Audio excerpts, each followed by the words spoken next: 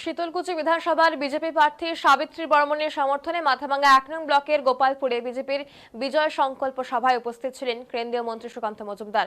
এছাড়াও উপস্থিত ছিলেন কোচবিহার জেলা বিজেপির সভাপতি অভিজিৎ বর্মন, শীতলকুচি বিধানসভার বিজেপি প্রার্থী সাবিত্রী বর্মন, মণ্ডল সভাপতি লক্ষ্মীকান্ত বর্মন সহ অন্যান্যরা।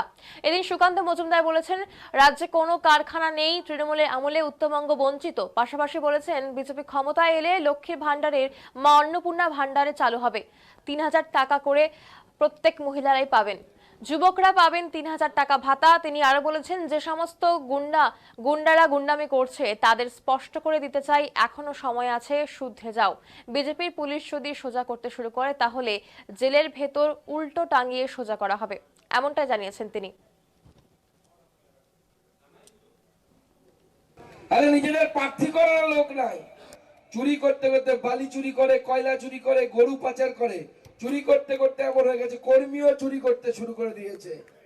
তবে ভারতীয় জনতা পার্টির যত বড়ই নেতা হোক না কেন, পদ্মফুল যদি দেয়া কথা, সেই কথা থেকে কোনো আলাদা হই না, আমরা সেই কথাকে পূরণ করব।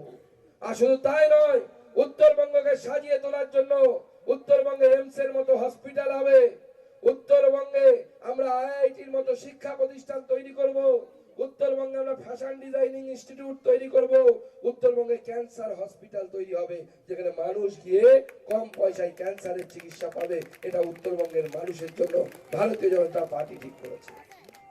এটা উত্তরবঙ্গের কথা এর আগে কোনো ভাবেনি কেউ। মমতা বন্দ্যোপাধ্যায় উত্তরবঙ্গকে কত দেয় জানেন? শুনলে অবাক হয়ে যাবেন। এই উত্তরবঙ্গ পশ্চিমবঙ্গের মধ্যে যদি হিসাব করি, লাস্ট আমাদের জনগণনা আদমশুমারি বলে হয়েছিল 11 সালে, 2011 সালে। তখনকার তথ্য বলছে এই পশ্চিমবঙ্গে 9 কোটি 12 লক্ষ লোক মতো বাস করে, তার মধ্যে 1 কোটি লোক বাস করে উত্তরবঙ্গে।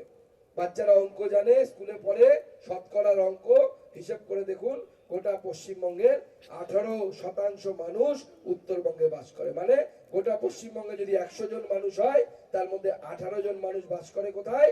আমার আপনার উত্তরবঙ্গে। আর বাজেট কত পাই আমরা?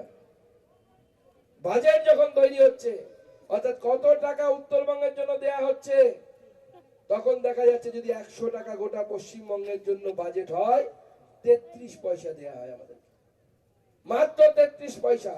যেখানে 100 জন গোটা পশ্চিমবঙ্গের লোক হলে 18 জন লোক থাকে, অর্থাৎ কমসে কম 18 টাকা তো 100 টাকার মধ্যে পাওয়া উচিত, 5 টাকা পাওয়া উচিত, 10 টাকা পাওয়া উচিত। 1 টাকাও আমাদেরকে দেওয়া হয় না। উত্তরবঙ্গের জন্য বাজেট হচ্ছে 961 কোটি টাকা। কত? 961 কোটি টাকা। আর মাদ্রাসা বোঝেন তো?